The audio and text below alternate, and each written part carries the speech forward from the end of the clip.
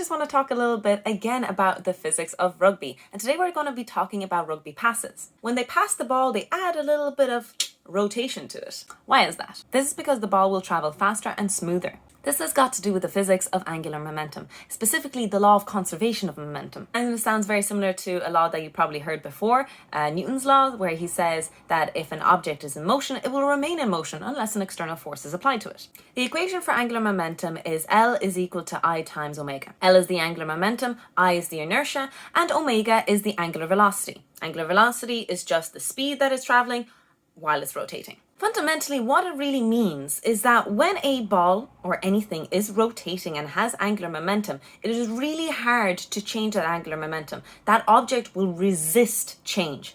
So, in terms of rugby, when the ball is being passed, if there's a little bit of gust of wind or anything like that, it will be pushed very easily to the side.